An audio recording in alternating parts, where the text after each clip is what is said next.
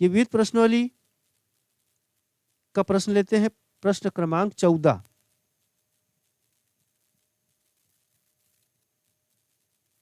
मैं प्रश्न पढ़ दे रहा हूं।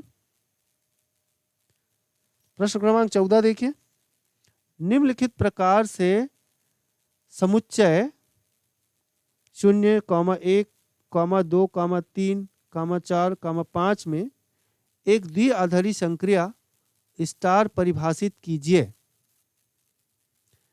A star B is equal to A plus B यदि A plus B is less than 6 तथा A प्लस बी माइनस 6 यदि A plus B is greater than or equal to 6। फिर कहते हैं सिद्ध कीजिए कि 0 इस संक्रिया का तत्समक अवयव है तथा समुच्चय का प्रत्येक अवयव A is not equal to 0 व्युत्क्रमणीय है, इस प्रकार कि 6 माइनस A का प्रतिलोम है।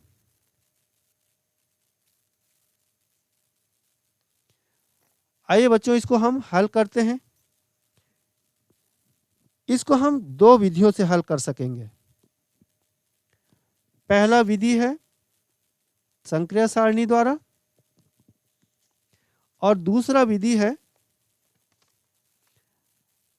जनरल एलिमेंट मेथड, व्यापक अवयव विधि। एक ही सवाल को हम दो तरीके से समझ सकते हैं। अब आपको ध्यान रखने बच्चों कि संक्रिया सारणी बनाकर समझाना सरल लगता है आपको या फिर एलिमेंट्री जनरल एलिमेंट मेथड से सरल लगता है, ये आपको समझना है। हम एक ही सवाल को इन दोनों विधि से समझेंगे।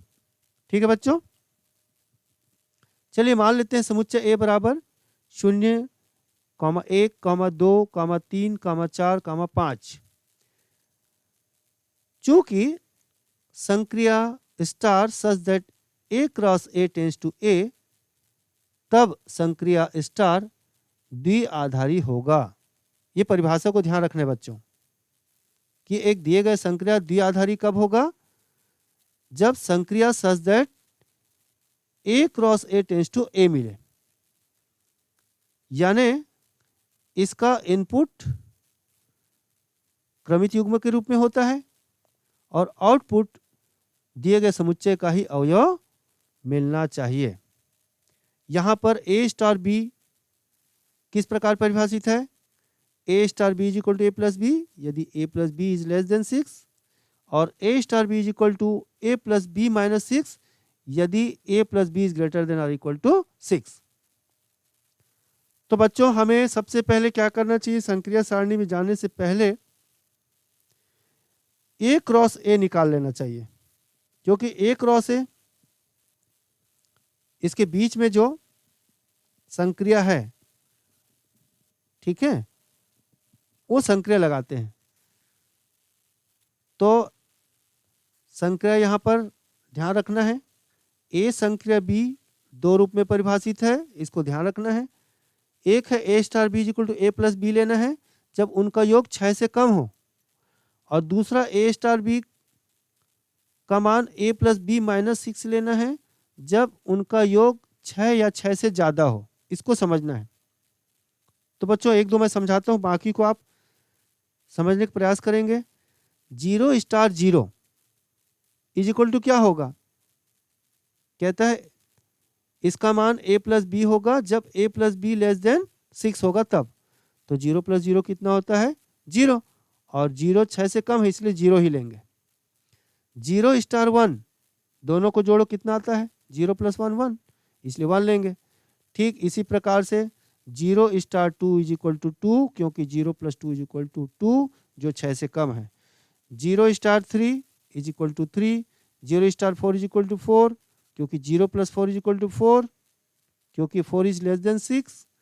ठीक इसी प्रकार से 0 स्टार 5 इज इक्वल टू 5, क्योंकि 0 प्लस 5 इज इक्वल टू 5 जो कि 6 से कम है। ठीक है, इस प्रकार से हम आगे बढ़ते जाते हैं। 1 star 0 is equal to 1, 1 star 1 is equal to 2, 1 star 2 is equal to 3, 1 star 3 is equal to 4, 1 star 4 is equal to 5। अब 1 स्टार 5 इज इक्वल टू क्या होगा, ये सीखना है। 1 स्टार 5, तो पहले आप इनको जोड़ के देखिए और जोड़कर देखना क्या है कि क्या इसका मान 6 से कम आता है या फिर 6 या 6 से ज़्यादा आता है, ये देखना है। तो 1 + 5 कितना होता है, 6। तो दूसरा जो इसका कथन है a + b is greater than और इक्वल टू 6, तब हमको लेना है a + b - 6 लेना है। तब 1 स्टार 5 क्या हो जाएगा, 1 स्टार 5 इज इक्वल टू 1 + 5 - 6 हो जाएगा। ध्यान दे बच्चों, यहाँ पर 1 स्टार 5 इज इक्वल टू 1 + 5 - 6, और जिसका मान सरल करने पर आता है 0। तो ये ध्यान रखना है।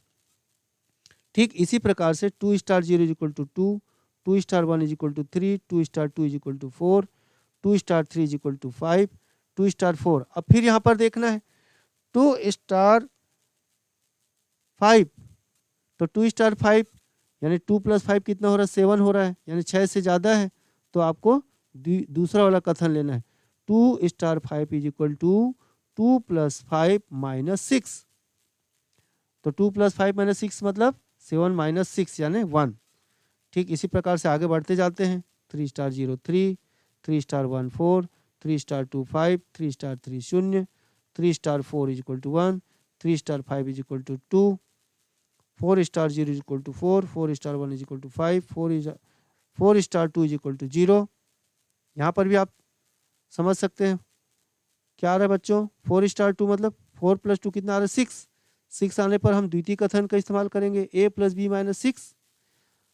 तो 4 स्टार 2 इज इक्वल टू 4 + 2 - 6, यानी 6 - 6 इज इक्वल टू 0। ठीक है, इसी प्रकार से आगे बढ़ जाते हैं। 4 star 3 is equal to 1, 4 star 4 is equal to 2, 4 star 5 is equal to 3, 5 star 0 is equal to 5, 5 star 1 is equal to 0, 5 star 2 is equal to 1, 5 star 3 is equal to 2, 5 star 4 is equal to 3, 5 star 5 is equal to 4। बच्चों यहाँ पर जो star है वो द्विआधारी संक्रिया का एक प्रकार का संकेत है। ठीक है, ये ध्यान रखना है। अब इन सबको ऑब्जर्व करिए और देखिए क्या मिल रहा है। स्पष्ट है कि संक्रिया से प्राप्त अवयव यानी आउटपुट समुच्चय ए के ही अवयव हैं। आप देख लीजिए, कहीं पर भी देख लीजिए, समुच्चय ए के अवयव कहाँ से कहाँ तक है, 0 1 2 3 4 5। तो ये जितने भी हम संक्रिया लगाकर जो आउटपुट प्राप्त किए हैं, इन्हीं में से कोई न कोई है, इससे हटकर कोई भी अवयव नहीं है। इससे स्पष्ट होता है कि यह संक्रिया द्विआधारी है। तो ये जितनी बात है उसको हम संक्रिया सारणी में पुट कर देंगे। आप देखिए संक्रिया सारणी, देखिए आप स्क्रीन पे देखिए संक्रिया सारणी। लेफ्ट अपर कॉर्नर पे आपको संक्रिया स्टार को लिखना है, फिर उसके सीध में पंक्ति में इस समुच्चय ए के अवयव को क्रम से लिख दीजिए 0 1 2 3 4 5, और इसके नीचे स्तंभ में लिख दीजिए 0 1 2 3 4 5। अब हमें आउटपुट के लिए ये जो लाल कलर का जो बॉक्स दिख रहा है, इसमें आउटपुट को रखना है। ठीक है, ऊपर जो संक्रिया प्राप्त किए हैं उसको आपको पुट कर देना है, और हम डायरेक्ट भी पुट कर सकते हैं। ऊपर जो लिखे हो वो लिखने की जरूरत नहीं है, आप डायरेक्ट यहाँ पर संक्रिया सारणी में मेंशन कर सकते हो। 0 star is equal to 0, 0 star 1 is equal to 1, 0 star 2 is equal to 2, 0 star 3 is equal to 3, 0 star 4 is equal to 4, 0 star 5 is equal to 5। ठीक, अब 1 के साथ करेंगे संक्रिया। 1 star 0 is equal to 1, 1 star 1 is equal to 2, 1 star 2 is equal to 3, 1 star 3 is equal to 4, 1 star 4 is equal to 5, 1 star 5 is equal to 0। ठीक इसी प्रकार से हम बाकी को मेंशन करेंगे। ठीक है बच्चों, अब इसकी विशेषता देखिए। पहला विशेषता देखिए, सारणी को गौर से देखो, जो रेड कलर के अंदर है वो आउटपुट वाला जो टेबल है उसको देखना है। सारणी की सभी प्रविष्टियां दिए गए समुच्चय ए के ही हैं। आप देख लीजिए 0 से लेकर 5 तक ही दिख रहे हैं यहाँ, उसके अलावा कहीं और, यानी 5 से कोई बड़ी संख्या नहीं है, शून्य से कोई छोटी संख्या नहीं है। ठीक है, तो पहली चीज आपको देखने को मिला कि ये जो संक्रिया सारणी में सारी प्रविष्टियां दिए गए समुच्चय के ही हैं, अतः यह द्विआधारी संक्रिया को दर्शाता है। और यह भी देखने को मिल रहा है कि प्रविष्टि में प्रत्येक अवयव एक पंक्ति अथवा एक स्तंभ में केवल एक ही बार आया है, ये भी देख लीजिए। तो निश्चित रूप से यह एक द्विआधारी संक्रिया को दर्शाता है। दूसरा देखिए आप, चूंकि सारणी की प्रथम पंक्ति सबसे ऊपर की पंक्ति के एवं प्रथम स्तंभ सबसे बाईं ओर के स्तंभ के संपाती दिख रहा है। आप देखने का प्रयास करें। सारणी की प्रथम पंक्ति किसको मानना है? ये जो आउटपुट का जो सारणी है ना, यानी सबसे ऊपर की पंक्ति छोड़ दो और सबसे बाएं की स्तंभ को छोड़ दो, जो बच रहा है वो सब आउटपुट के लिए सारणी है। तो आप देख रहे हैं सारणी की प्रथम पंक्ति सबसे ऊपरी पंक्ति के एवं प्रथम स्तंभ सबसे बाईं ओर के स्तंभ के संपाती है, और दोनों कहां पर मिल रहे हैं? शून्य पर मिल रहे हैं।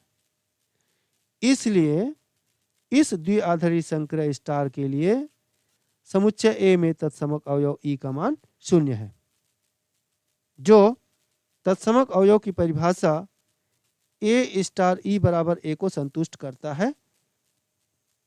इस प्रकार से सिद्ध हुआ। अब हम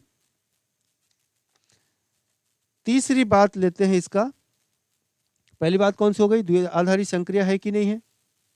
दूसरी बात कौन सी हो गई? उसका तत्समक अवयव का अस्तित्व है कि नहीं। यदि तत्समक अवयव का अस्तित्व है तो तत्समक अवयव का मान कितना होगा।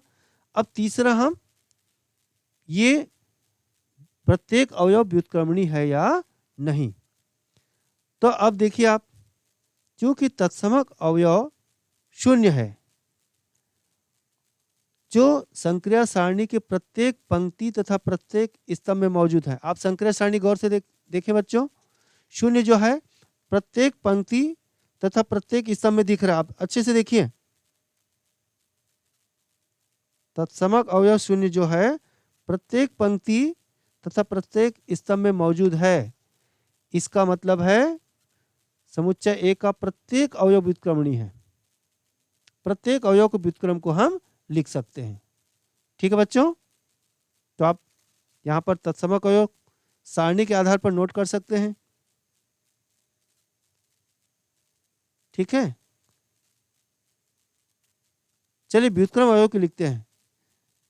0 स्टार 0 इक्वल टू 0 है, इसलिए 0 का इनवर्स 0। फिर देखिए 1 स्टार 5 इज इक्वल टू 0, सारणी में देखते जाए गौर से। 1 स्टार 5 इज इक्वल टू 0, इसलिए 1 का इनवर्स यानी व्युत्क्रम 5 है। 2 स्टार 4 इज इक्वल टू 0, इसलिए 2 का व्युत्क्रम 4। 3 स्टार 3 इज इक्वल टू 0, इसलिए 3 का व्युत्क्रम 3। 4 स्टार 2 इज इक्वल टू 0, इसलिए 4 का व्युत्क्रम 2। और 5 स्टार 1 इज इक्वल टू 0, इसलिए 5 का व्युत्क्रम 1।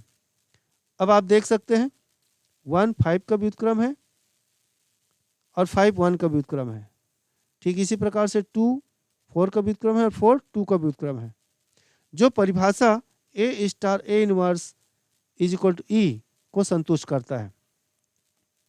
ठीक है बच्चों, अब हम इसका दूसरा भाग लेते हैं। 1 का व्युत्क्रम 5। ठीक है बच्चों, 1 का व्युत्क्रम क्या निकाले ऊपर? 5। 5 को कैसे लिखा जा सकता है? 6 - 1 लिख सकते हैं। 2 का व्युत्क्रम 4, ऊपर देखते जाएं। 2 का व्युत्क्रम 4 प्राप्त किए हैं, तो 4 को कैसे लिखा जा सकता है? 6 - 2। 3 का व्युत्क्रम 3, 3 को कैसे लिख सकते हैं? 6 - 3 लिख सकते हैं। ठीक इसी प्रकार से 4 का व्युत्क्रम 2 है, जिसे हम 6 - 4 लिख सकते हैं। और ऐसे ही 5 का व्युत्क्रम 1 है, जिसको हम 6 - 5 लिख सकते हैं। अब इसको आप गौर से देखें तो क्या है,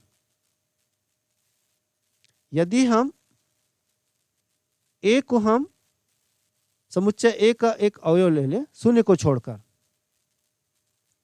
ए का प्रत्येक अवयव जहां ए इज नॉट इक्वल टू 0, व्युत्क्रमणीय है तथा ए का प्रतिलोम 6 माइनस ए है। शून्य को छोड़कर आप देखें तो इसका प्रकार कैसा आ रहा है, 6 माइनस ए। तो प्रत्येक ए बिलोंग्स टू समुच्चय ए का प्रतिलोम 6 माइनस ए होगा जहां ए इज नॉट इक्वल टू 0। यही सिद्ध करना था बच्चों। अब हम इसी सवाल को एक दूसरे मेथड से करने का प्रयास करते हैं। इस मेथड का नाम है जनरल एलिमेंट मेथड। स्क्रीन पे देखें बच्चों, बाय जनरल एलिमेंट मेथड, व्यापक अवयव विधि द्वारा। सबसे पहले हम तत्समक अवयव प्राप्त करते हैं। तत्समक अवयव प्राप्त करने के लिए देखिए, यदि संभव हो तो मान लीजिए संक्रिया स्टार का तत्समक अवयव ई है, तब ए star B is equal to A plus B यदि A plus B is less than 6 जो दिया है, इसका पहले उपयोग करते हैं। जो पहला कथन है A plus B is less than 6, तो ए star B is equal to A plus B है, ठीक है। इसलिए यहां पर ए star E is equal to ए तथा ई star A is equal to A, तत्समक अवयव की परिभाषा लगाते हैं यहाँ पर, ठीक है। अब संक्रिया लगाते हैं, ए स्टार ई में संक्रिया लगाओ, A plus E is equal to A, therefore E is equal to A minus A, therefore E is equal to 0 which belongs to A. शून्य जो है समुच्चय ए के अवयव हैं। दूसरी ओर हम लेते हैं, आप देखिए वहीं पर दूसरी ओर E star A is equal to A, there implies E plus A is equal to A, there implies E is equal to A minus A, there implies E is equal to 0 which is also belongs to ए। अब दोनों पक्ष में ई का मान शून्य आ रहा है अर्थात बराबर है, अतः ई का एक अद्वितीय मान शून्य है, अतः तत्समक अवयव का अस्तित्व है तथा तत्समक अवयव ई का मान शून्य है। अब हम दूसरा कथन लेते हैं। दूसरा कथन के लिए कैसा परिभाषित है, ए star B is equal to A plus B minus 6 यदि A plus B is greater than equal to 6, इसका उपयोग करते हैं। अब तत्समक अवयव का परिभाषा लगाते हैं। चूंकि A star E is equal to ए तथा ई star A is equal to A, ये परिभाषा है। अब हम पहले भाग को लेकर के करते हैं। कंडीशन कौन सा ले रहे हैं बच्चों, A plus B is greater than equal to 6 की ले रहे हैं। प्रत्येक स्थिति में आपको क्या लेना है, ए star B is equal to A plus B minus 6 लेना है। तो ये हो जाएगा A plus E minus 6 is equal to A, therefore E is equal to A minus A plus 6 अर्थात E is equal to 6। E is equal to 6 which does not belongs to A. E बराबर 6 आता है जो समुच्चय ए के अवयव नहीं है। ठीक ऐसे ही दूसरा भाग में भी आप देख सकते हैं, e star A is equal to a, संक्रिया लगाएं, e plus a minus 6 is equal to a, सरल करें, e is equal to A minus A plus 6, therefore E is equal to 6 which does not belongs to समुच्चय A. क्या मतलब, 6 तत्समक अवयव नहीं है, अतः संक्रिया स्टार के लिए तत्समक अवयव ई बराबर 0 है। अब हम दूसरा भाग लेते हैं प्रतिलोम अवयव निकालने के लिए या व्युत्क्रम अवयव निकालने के लिए। बच्चों चूंकि तत्समक अवयव का अस्तित्व है और उसका मान 0 है, अतः इसका प्रतिलोम अवयव हमें मिलेगा। चलिए इसके लिए संभव हो तो माना कि बी अवयव ए का प्रतिलोम अवयव है, तब ए star B is equal to e होना चाहिए प्रतिलोम अवयव की परिभाषा से, और b star A is equal to e होना चाहिए। अब हम पहला भाग लेते हैं। जब a star B is equal to e, there implies a star A inverse is equal to 0। तत्समक अवयव ई का मान रख दिया 0 और बी को आपने तत्समक प्रतिलोम अवयव माना है, ए का प्रतिलोम अवयव बी माना है, इसलिए बी के जगह पर आप ए इनवर्स रखें, तो ए star A inverse is equal to 0। अब द्विआधारी संक्रिया लगाएं इन दोनों के बीच, a plus a inverse is equal to 0, there implies a का inverse is equal to minus है। ठीक है, which not belongs to A, negative तो है ही नहीं, ठीक है, दिख रहे बच्चों, है क्या इसमें, नहीं है। दूसरी ओर देखते हैं, B star A is equal to E, बी का मान रखते हैं और ई का मान रखते हैं, there implies a inverse star A is equal to 0, there implies a inverse is equal to minus a, जो कि ए के अवयव नहीं है, ठीक है। ये पहले भाग जब a plus B is less than 6, तो a plus B is less than 6, ठीक है।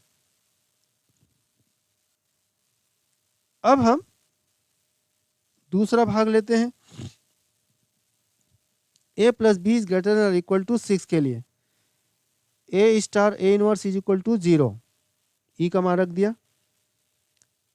अब परिभाषा कैसा है, a plus B is greater than equal to 6 के लिए परिभाषा कैसा है, a प्लस बी माइनस 6, तो ध्यान रखिए a star a inverse equal to a plus a inverse minus 6 is equal to 0, therefore a का inverse is equal to 6 minus a। ठीक इसी प्रकार a inverse star a is equal to 0। अब परिभाषा लगा दीजिए संक्रिया का, a inverse plus a minus 6 is equal to 0, therefore a inverse is equal to 6 minus a। अतः a का प्रतिलोम 6 माइनस a है, जहां a is not equal to 0। बच्चों हम एक लास्ट क्वेश्चन लेते हैं, ये एससीईआरटी बुक का क्वेश्चन है, उदाहरण नंबर 49, ये पेज 32 में है। मैं ये प्रश्न पढ़ देता हूं, सिद्ध कीजिए कि समुच्चय 1, 2 में ऐसी द्विआधारी संक्रियाओं की संख्या केवल एक है जिसका तत्समक 1 है तथा जिसके अंतर्गत 2 का प्रतिलोम 2 है। बच्चों हम इसको जनरल एलिमेंट मेथड से सिद्ध करते हैं, मेथड का नाम उल्लेख कर देते हैं बाय जनरल एलिमेंट मेथड, ठीक है। तो चलिए क्या क्या दिया उसको पहले नोट कर लेते हैं। माना दिया गया समुच्चय को समुच्चय ए मान लेते हैं, तो ए बराबर समुच्चय ए बराबर 1 2, तत्समक अवयव का मान 1 दिया है इसलिए ई बराबर 1, और 2 का प्रतिलोम 2 दिया है इसलिए 2 का इनवर्स बराबर 2। अब यहाँ पर एक क्रॉस ए निकाल लेते हैं, एक क्रॉस ए क्या आएगा, 1 1 1 2 2 1 2 2। द्विआधारी संक्रिया कैसे परिभाषित होता है, मान लीजिए स्टार एक द्विआधारी संक्रिया को दर्शाता है, तो संक्रिया star such that a cross a tends to a एक द्विआधारी संक्रिया है। तब चूंकि तत्समक अवयव की परिभाषा कहता है ए star E is equal to a is equal to e star a, चलिए पहला भाग ले लेते हैं, a star E is equal to a, तब ए star 1 is equal to a, ठीक है। अब यहां पर ए star 1 is equal to a आ रहा है, इसका मतलब ए के भिन्न भिन्न मान के लिए क्या क्या आता है देखते हैं। ए बराबर 1 पर 1 star 1 is equal to 1 which belongs to A, फिर ए बराबर 2 लेने पर 2 star 1 is equal to 2 which belongs to A, अर्थात स्टार 1 1 बराबर 1 स्टार 2 1 बराबर 2। दूसरी ओर हम लेते हैं e star A is equal to a के लिए 1 star A is equal to A, 1 star 1 is equal to 1 which belongs to A, 1 star 2 is equal to 2 which belongs to A, therefore star 1 2 is equal to 2 और star 1 1 is equal to 1। तो बच्चों यहां पर ध्यान रखना है कौन कौन से हमें प्रविष्टियां मिल गई। स्टार 1 1 मिल गया, स्टार 2 1 मिल गया, स्टार 1 2 मिल गया, स्टार 1 1 मिल गया। अब कौन सा नहीं मिला उसको खोजना है, ठीक है। इतने में आपको स्पष्ट हो रहा है कि संक्रिया स्टार एक अद्वितीय रूप से परिभाषित है। अब केवल क्रमित युग्म 2 शेष रह गया।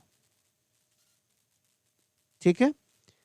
अब चूंकि प्रतिलोम का परिभाषा कहता है ए star B is equal to e is equal to b star a.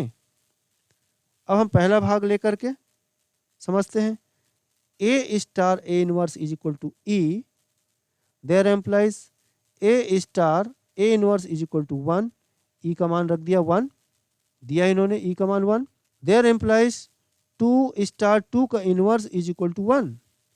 अब 2 इनवर्स इज इक्वल टू 2 दिया है तो 2 इनवर्स के जगह में 2 रखते हैं। There implies 2 star 2 is equal to 1।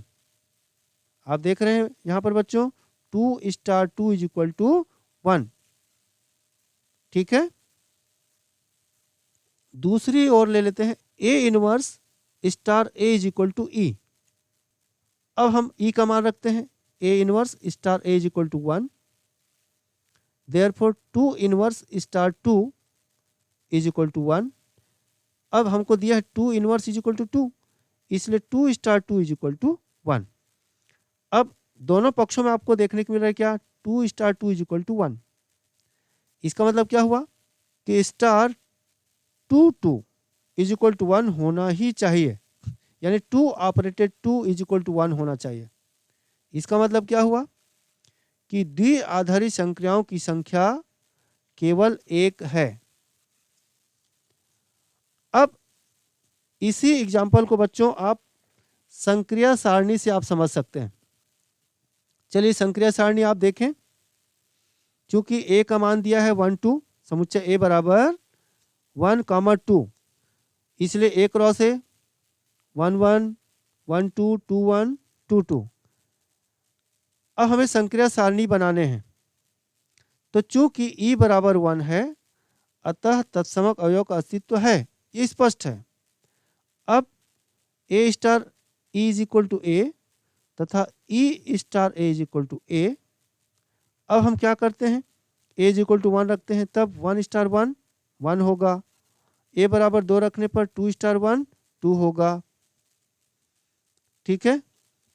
फिर है e star A is equal to a में रखते हैं, ए बराबर 1, तब 1 स्टार 1 इज इक्वल टू 1 तथा ए बराबर 2 रखने पर 1 स्टार 2 इज इक्वल टू 2।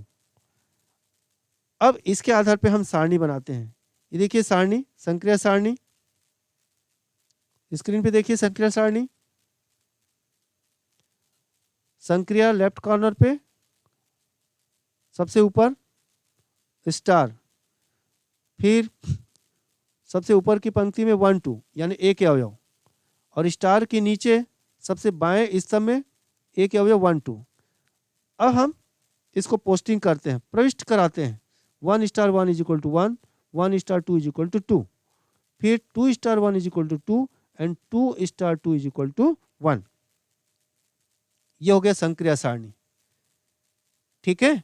आखिरी में जो बचा था कौन सा प्रविष्टि, 2 स्टार 2 का प्रविष्टि, यही बचा था। ठीक है। जो कितना आएगा, 2 स्टार 2 का प्रविष्टि जो बचा है वो कितना आएगा, उसको हम समझते हैं कि 1 कैसे आया। सारणी से स्पष्ट है कि प्रथम पंक्ति और प्रथम स्तंभ 1 पर मिलते हैं। आप देख सकते हैं, आप देख सकते हैं कि प्रथम पंक्ति तथा प्रथम स्तंभ 1 पर मिल रहे हैं, आप देख सकते हैं। इसका क्या मतलब, इसका तत्समक अवयव ई बराबर 1 है, और ई बराबर 1 है तो और कहां पर लास्ट जो एंट्री है 2 स्टार 2 क्या आना चाहिए, 1 आना चाहिए। क्यों, 2 इनवर्स इज इक्वल टू 2 दिया है। आप प्रश्न में देखिए बच्चों, 2 इनवर्स इज इक्वल टू 2 दिया है, यानी 2 का व्युत्क्रम 2 दिया है, इसलिए 2 इनवर्स 2 होने के लिए लास्ट एंट्री 1 होना चाहिए। ठीक है बच्चों। स्पष्ट है कि ए में द्विआधारी संख्याओं की संख्या केवल 1 है, जिसका तत्समक अवयव 1 तथा 2 का प्रतिलोम 2 है।